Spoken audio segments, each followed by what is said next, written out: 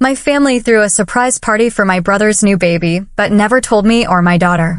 When we stopped by to drop off a gift, my mom looked at me and said, "You don't belong here." My daughter smiled, took my hand, and said, "We know. That's why Dad's lawyer came with us." The entire room froze instantly. Can you imagine being told you don't belong at your own brother's baby shower? My mother literally spat those words at me, her smile vanishing the moment she saw us. But what she didn't know was that my 16-year-old daughter, Lindsay, had a bombshell ready to drop, one that involved a lawyer, a shocking betrayal, and a secret that would unravel our entire family. Looking back, my whole life felt like I was the understudy in my own family's play. I'm Heather, by the way, 34, and growing up in suburban Boston, I was Michael and Karen Davis's firstborn. For 3 years, I was their world. Then Nathan arrived, and from that moment, everything shifted. Suddenly, my 10th birthday meant practical school supplies, while 2 months later, Nathan, at 7, got a brand new bike, video games, and a weekend at Six Flags. This wasn't a one-off. It was the pattern of our lives. Nathan's just more sensitive. My mother would always explain. He needs the extra attention. Meanwhile, I was expected to be the responsible one, without any of the privileges that title usually brings. I worked so hard for their approval. In high school, I kept a 3.9 GPA, joined the debate team, volunteered at the hospital. Yet, they managed to attend only 2 of my debate competitions in 4 years, always citing work conflicts. Funny, those conflicts never stopped them from cheering at every single one of Nathan's baseball games, even if it meant leaving work early. The day I got my acceptance letter to Boston University with a partial scholarship, I practically flew home. But I found them in the kitchen, practically throwing a parade for Nathan's C+ in algebra, a huge improvement from his D. When I announced my news, my mother just glanced up. "That's nice, honey. We'll talk about it later. We're celebrating Nathan right now." Later never came. Then, the summer after graduation, at 18, I found out I was pregnant. Marcus, my boyfriend for 2 years, disappeared within a week. My parents' disappointment was a physical weight. "We expected more from you, Heather," my father said, his voice heavy with judgment. "You've always been so responsible." It was the first time they'd acknowledged that quality in me, and it came as a criticism, a weapon. The strangest thing? While they practically froze me out, they reconnected with Marcus. He was visiting them, spinning his story, painting himself as overwhelmed but well-intentioned. They sympathized with him, more than with their pregnant daughter. "He's just young and scared," my mother defended. "You should give him time." I didn't have time. I had a baby coming. While other expectant mothers had baby showers and support, I had silence and cold disapproval. Lindsay was born in February. 7 pounds of pure beauty, with her father's dark curls and my green eyes. My parents came to the hospital, but their visit was brief, awkward. They held her like she was evidence of my failure, not their first grandchild. I deferred college, worked 2 jobs, and Mrs. Jenkins, my neighbor, a retired teacher, showed more genuine interest in my daughter than her own grandparents did. The next year, I started nursing school, working part-time. Every day was exhausting, but Lindsay gave me purpose. I swore she would never know the sting of conditional love that had shaped my childhood. Nathan, meanwhile, dropped out of community college, lived at home until 25, hopping between jobs. Still, he remained the golden child. Lindsay was sharp, perceptive. She noticed the disparity early. "Why doesn't Grandma put my drawings on the refrigerator like she does with Uncle Nathan's birthday cards?" she asked once. I had no good answer, just a week. Some people just show love differently, knowing full well that wasn't it. Despite everything, I kept trying. Inviting them to Lindsay's school plays, sending photos, calling regularly. I wanted her to have grandparents, even imperfect ones. But the favoritism deepened, casting its painful shadow over my daughter too. By the time Lindsay turned 15, I was a nurse practitioner at Boston Medical Center, a single mother who had clawed her way to a stable home. Lindsay was remarkable, academic, confident, already researching pre-law programs. "I want to help people who don't have anyone on their side," she told me once. It felt both innocent and pointed. Nathan, on the other hand, finally found direction at 28 when he met Rebecca, from a wealthy family. Her father got him a job at his investment firm. A year later, they were engaged. My parents were ecstatic. Rebecca has been such a positive influence, my mother gushed. I bit back the obvious. Nathan had been given every opportunity for years, while I'd had to fight for every inch. The wedding was lavish, expensive. Lindsay and I were invited, our names misspelled. My parents spent the night introducing Rebecca's family to everyone, somehow never finding a moment to introduce their only daughter and granddaughter. A year later, Rebecca announced her pregnancy, and my parents' excitement went through the roof. My mother called me, trembling with emotion. Nathan's going to be a father. We're finally going to be grandparents. The word hit me like a physical slap. Mom, I said quietly, you've been a grandparent for 16 years. Oh, you know what I mean, she dismissed. This is different. And in her mind, it truly was. I tried to be supportive, I really did. I sent Rebecca a text, offered advice. Her response was polite but distant. Thanks. But I've got a great obstetrician and my mom's been through this 3 times. Over the next months, my parents became even more elusive. Calls went to voicemail. Visits were rushed. They're hiding something, Lindsay observed after a particularly quick exit. I shrugged it off, probably just busy. Grandpa's retired, Mom, she pointed out. And they were in casual clothes, not dressed for an appointment. Once I distinctly heard my mother say, it's just Heather. I'll get rid of her quickly.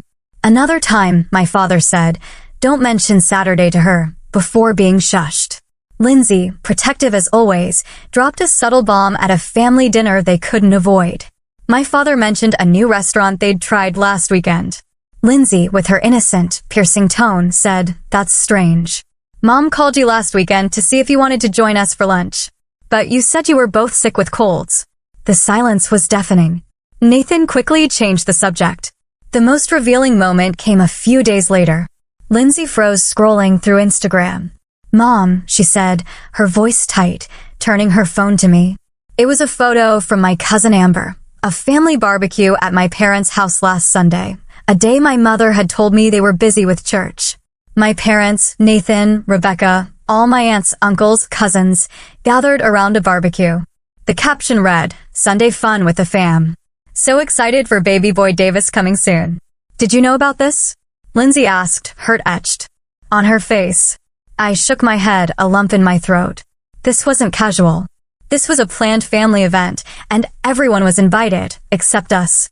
This isn't right, Lindsay said, her face hardening. Someone needs to say something. The next day, she called my mother directly.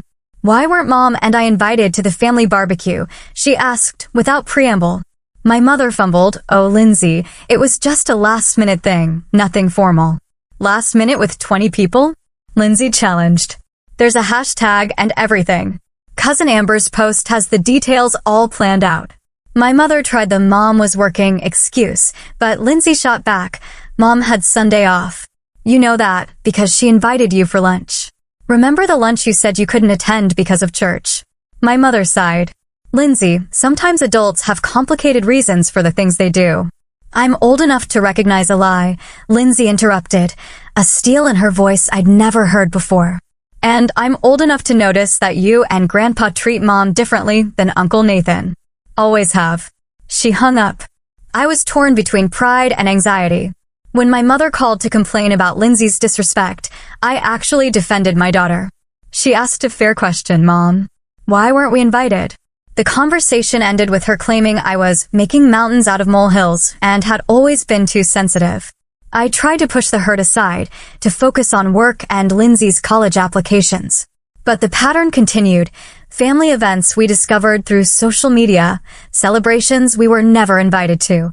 The wall between us and the rest of the family grew insurmountable. Then my phone buzzed with a text from Aunt Judith, my mother's sister. Looking forward to seeing you at Nathan's baby shower on Saturday. It's been too long. My stomach twisted. A baby shower? For Nathan? No invitation, no mention from my parents. I checked everything, frantic. Nothing. I texted back. I think there's been a misunderstanding. I don't know anything about a baby shower. Her reply, oh dear. I assumed you knew. Your mother has been planning it for weeks. It's at their house at 2 p.m. Maybe your invitation got lost. My heart sank. There was no lost invitation. This was deliberate. When I picked Lindsay up from debate practice, she saw it in my face. What's wrong, Mom? I hesitated, but we'd always been honest. Aunt Judith texted about Nathan's baby shower this Saturday. Neither of us were invited. Lindsay's face flushed with anger. Are you serious? They're throwing Uncle Nathan a baby shower and didn't invite us? That's beyond messed up. I offered a week. Maybe it's women only? Then why not you? You're his sister. And what about me? I'm his niece. Her voice rose. This is ridiculous, Mom. They can't keep treating us like this. That evening, I called my mother directly. Mom, is there a baby shower for Nathan and Rebecca this Saturday? A pause. Who told you about that? Not a denial. Not an apology. Just annoyance that I'd found out. Does it matter? Why wasn't I invited to my own brother's baby shower? It's just a small gathering, she said dismissively. Rebecca's mother organized it with me. Very intimate. Intimate enough for Aunt Judith to be invited from Rhode Island, but not intimate enough for your daughter and granddaughter who live 20 minutes away. Heather, please don't make this difficult. Rebecca wanted certain people there. And well, you two have never been close. And whose fault is that? I asked, my voice cracking despite my efforts to stay calm. You've never given us the chance to be close. This isn't about you, my mother said firmly. This is Nathan and Rebecca's special time. Not everything revolves around your feelings. After hanging up, I just sat on my bed, tears flowing. Lindsay found me there, put her arm around my shoulders. We should go anyway, she said suddenly. I looked up. What? We should go to the shower. Show up with a nice gift. Make them face what they're doing. Lindsay, we can't crash a party we weren't invited to. It's not crashing when it's family, she insisted. What are they going to do? Turn us away at the door in front of everyone? That would just show exactly who they really are. I hesitated. Part of me wanted to take the high road, be the bigger person as I always tried to be. But another part, the part that had swallowed hurt after hurt for decades, wanted to stand up, just once. Let's think about it, I said. The next day, during my lunch break, I bought a beautiful, handmade wooden crib mobile. Expensive, but tasteful. Something that showed genuine care despite our exclusion. I wrote a heartfelt card, expressing my excitement about becoming an aunt. By Saturday morning, my decision was made. We would go. Briefly. Drop off the gift. Leave. No confrontation, no scene. Just a gentle reminder that we existed, and we cared, despite everything. As we got ready, Lindsay was unusually quiet, focused on her phone. She excused herself to make a call, speaking in hushed tones from her bedroom. When she emerged, there was a determined set to her jaw that reminded me so much of myself at her age. Everything okay? I asked. Everything's fine, she said with a smile that didn't quite reach her eyes. Just confirming something. We drove in relative silence. As we turned onto their street, cars lined both sides. Aunt Judith's SUV from Rhode Island, Uncle Robert's pickup from New Hampshire, cousins from all over Massachusetts. Everyone had made the effort. Everyone was welcome. Except us. Lindsay squeezed my hand. Remember, Mom. Just drop off the gift. We don't need to stay where we're not wanted. As we approached the front door, I could hear the laughter, the conversation. The unmistakable soundtrack of a family celebration. Lindsay carried the beautifully wrapped package, and I tried to steady my breathing. I rang the doorbell, almost turned and ran. But Lindsay stood firm beside me, and I found strength in her presence. When the door opened, I saw the exact moment my mother's hostess smile evaporated. Heather, Lindsay, what are you doing here? She stepped onto the porch, partially closing the door, as if to shield the happy gathering from our unwelcome presence. Behind her, I caught glimpses of blue decorations, a banner reading, "It's a boy." We brought a gift for Nathan and Rebecca's baby, I said, my voice steady despite my thundering heart. Lindsay held up the package. My mother's eyes darted nervously to the gift, then back to my face. You shouldn't have come. You weren't invited. The words, spoken so plainly, cut deeper than I'd expected. After years of subtle exclusion, hearing it stated so boldly took my breath away. I'm aware we weren't invited, Mom. We just wanted to drop this off. We won't stay. You don't belong here, Heather, she continued, her voice lowered but firm. This is a special day for Nathan and Rebecca. Please don't make it about you. I felt tears threatening, but blinked them back. I'm not trying to make it about me. I'm trying to be a good sister and aunt, despite being deliberately excluded from a family event. By now, our conversation had drawn attention. Faces appeared in the window, curious relatives. The front door opened wider and my father stepped out, looking uncomfortable.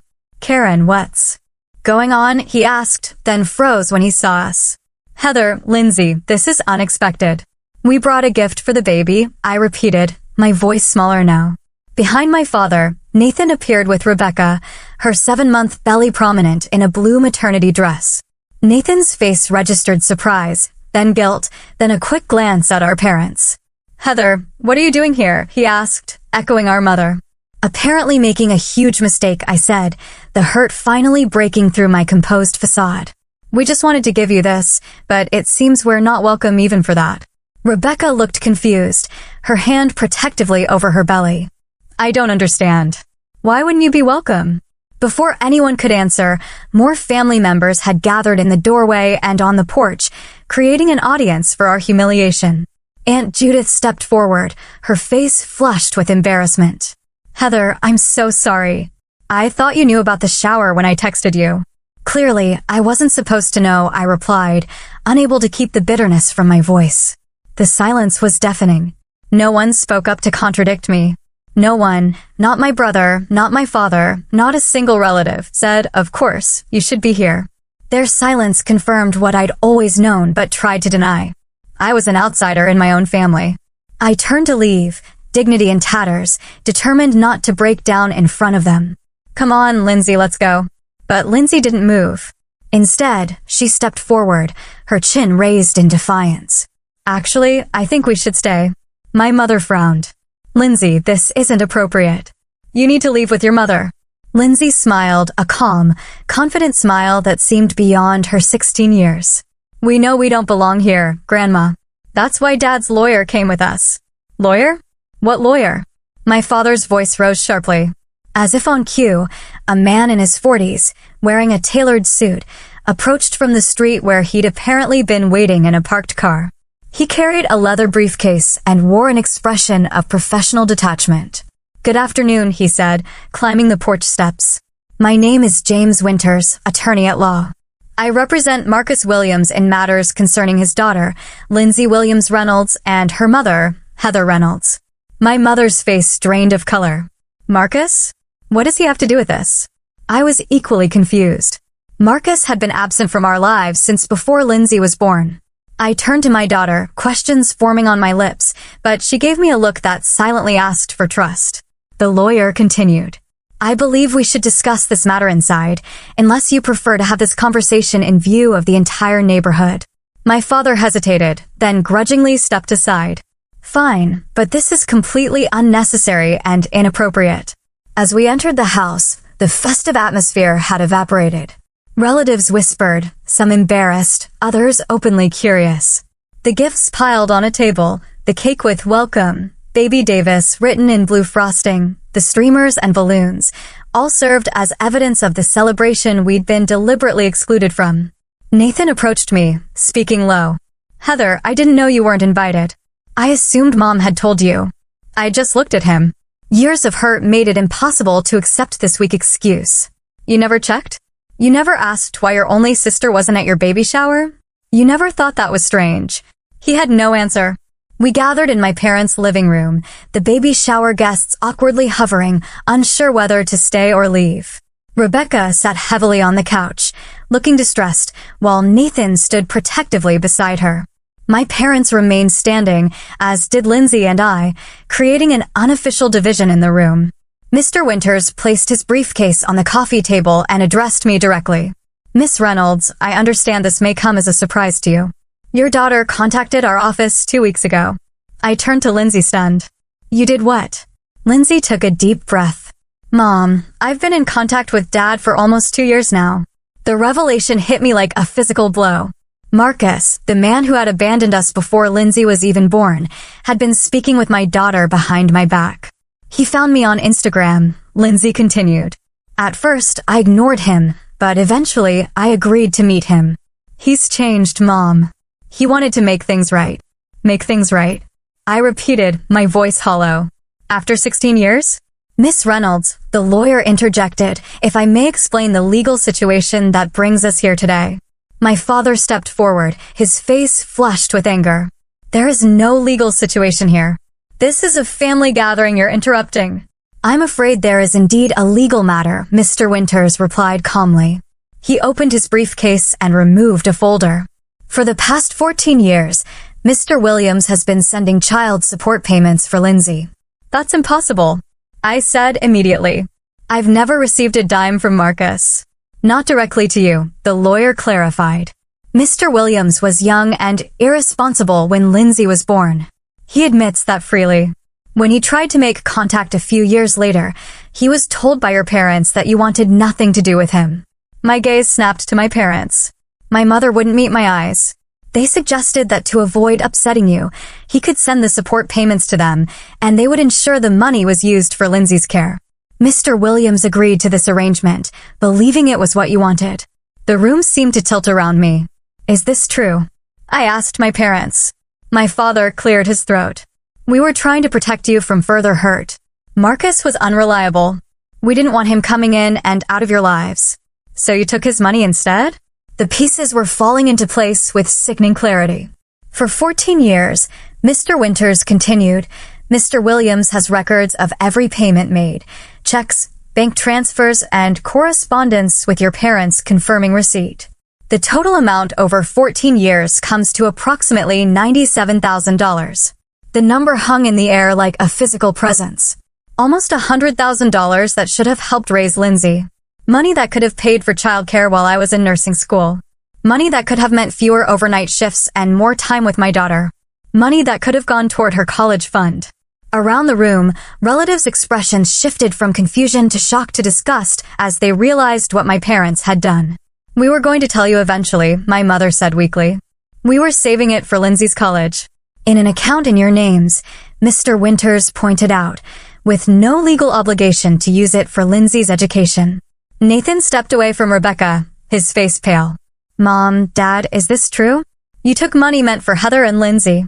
We needed it more than they did, my father said defensively. Heather was doing fine on her own. She had her nursing job.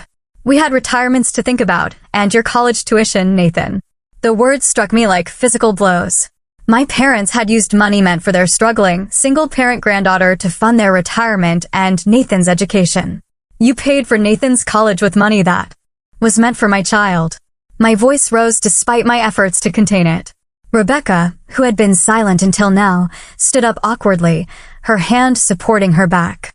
I had no idea about any of this, she said, her voice shaking. Nathan, did you know?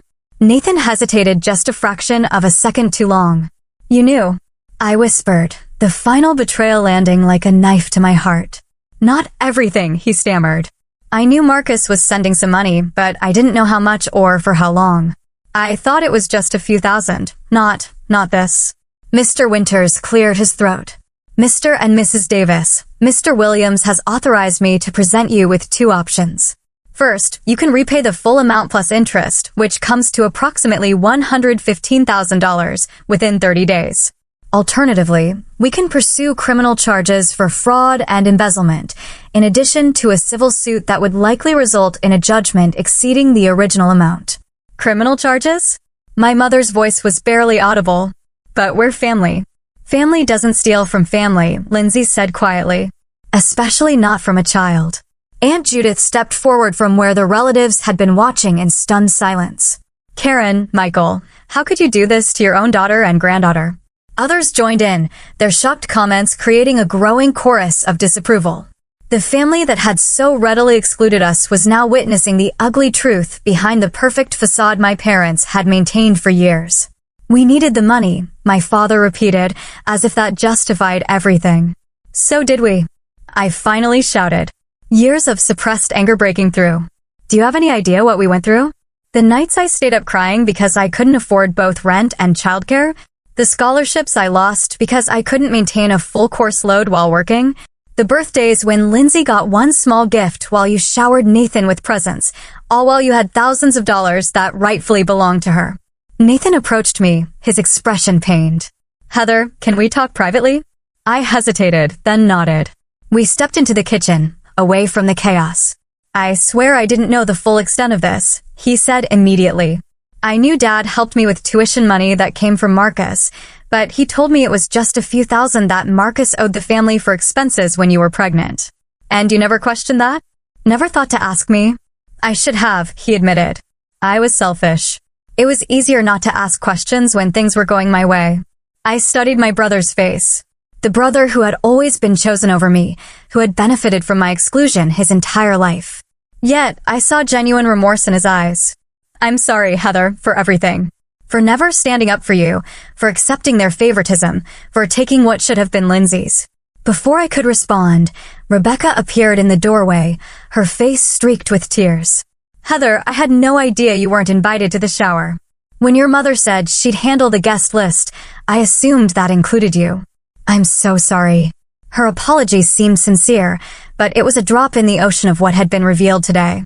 I think we should go, I said, suddenly exhausted by all of it. When we returned to the living room, Mr. Winters was explaining the repayment terms to my ashen-faced parents. Lindsay stood beside him, looking simultaneously younger and older than her 16 years, a child who had been wronged, a young woman taking action to right that wrong. We'll leave now, I announced. Mr. Winters has our contact information for arranging repayment. Heather, please, my mother began. We can explain. I think you've explained quite enough, I interrupted. Enjoy the rest of the shower. As we turned to leave, Lindsay placed the gift we brought on the table with the others. Congratulations on the baby, Uncle Nathan, she said softly. The drive home was quiet, the lawyer following in his car behind us. When we arrived at our apartment, Lindsay finally broke the silence. I'm sorry I didn't tell you about Dad. I wanted to make sure he was serious about making things right before I got your hopes up. I reached across to squeeze her hand. You have nothing to apologize for. You did what I should have done years ago. Stood up for us. The baby shower dissolved into chaos after we left. Aunt Judith called me the next day, still reeling. Most guests departed quickly, uncomfortable with what they'd witnessed. My parents tried to salvage the celebration, but the damage was done. The festive atmosphere had been permanently tainted by the revelation of their deception. I had no idea they were capable of something like this, Aunt Judith said, taking money from their own granddaughter. It's unconscionable. In the days that followed, family members reached out, one by one. Aunts, uncles, cousins I hadn't spoken to in years.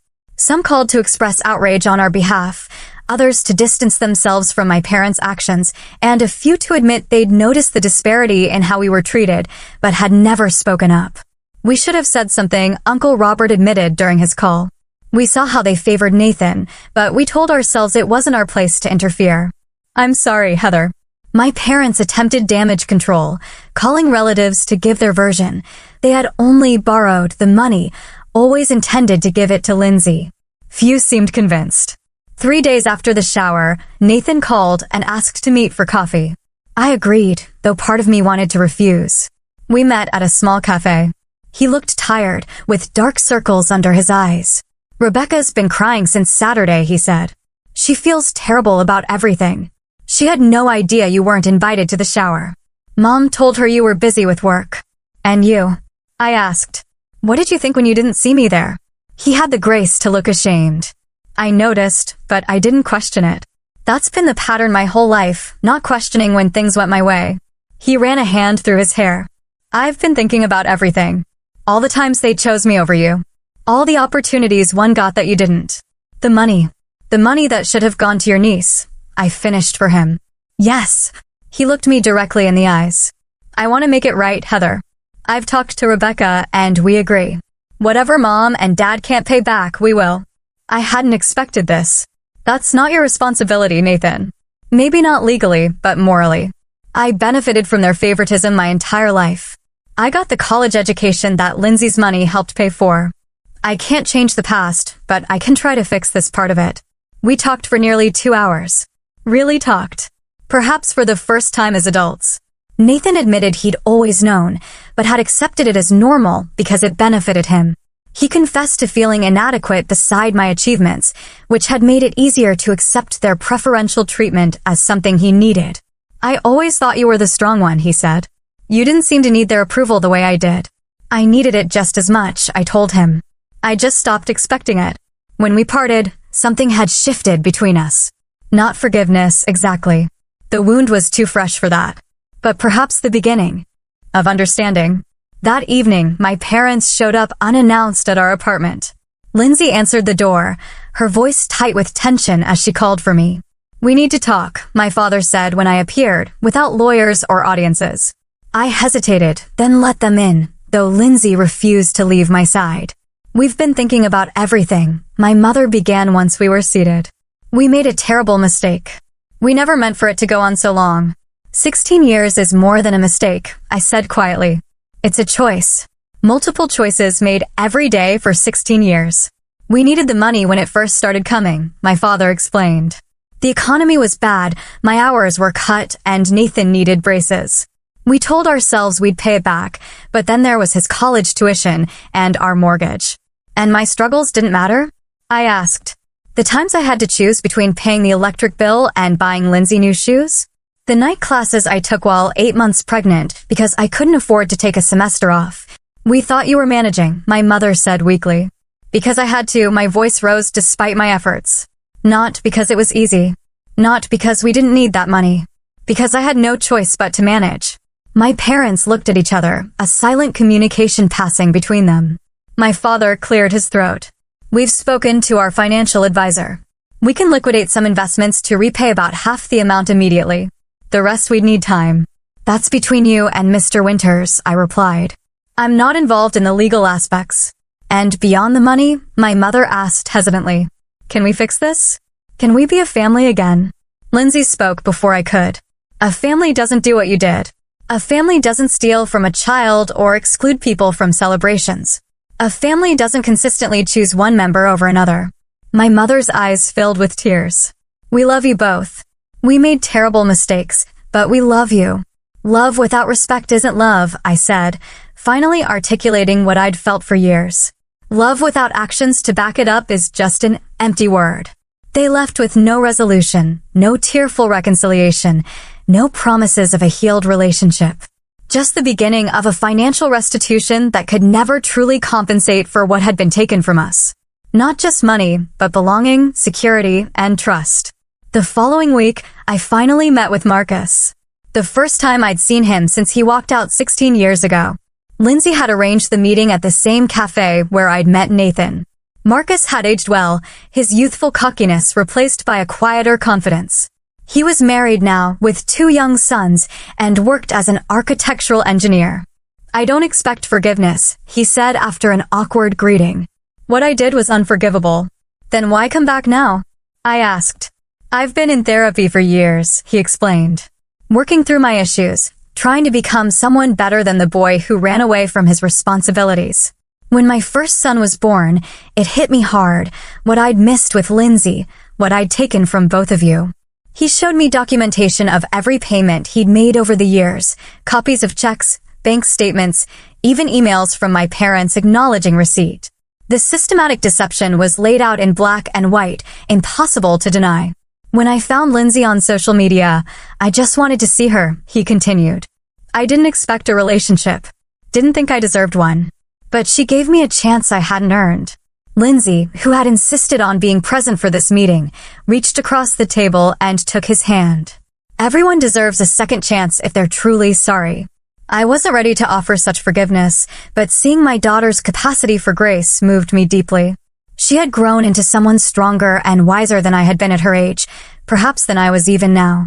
"I want to be part of her life," Marcus said to me, "and make up for what was taken from both of you. Not just the money, the time, the support, everything." "That's not for me to decide anymore," I said, looking at Lindsay. "She's old enough to choose what relationship she wants with you." As we left the cafe, I realized that while one family bond had been irrevocably broken, others were forming in its place. Fragile but genuine connections based on truth rather than obligation. 6 months passed. Winter turned to spring, and with it came not just seasonal renewal, but personal transformation as well. The first payment from my parents arrived through Mr. Winters exactly 30 days after the confrontation, a check for $57,000, representing the liquidation of some of their investments, as promised. The remaining balance would come in monthly installments over the next 2 years, with interest. Each check arrived promptly, though without any personal note or communication. I had chosen not to contact my parents, needing space to process everything. Nathan and Rebecca's son, James Michael Davis, was born in February, a healthy 7-pound baby with a shock of dark hair like his father's. I learned of the birth not from my parents, but from Nathan, who called from the hospital. "We'd like you and Lindsay to come meet him," he said, his voice soft with new parent exhaustion and joy. "If you want to."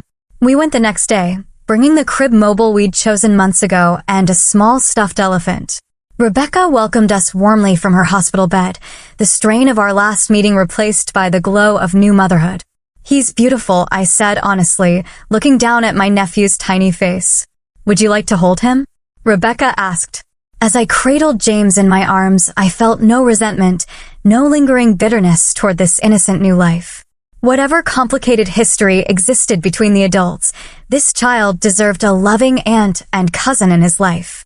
"Mom's been calling," Nathan mentioned as we prepared to leave.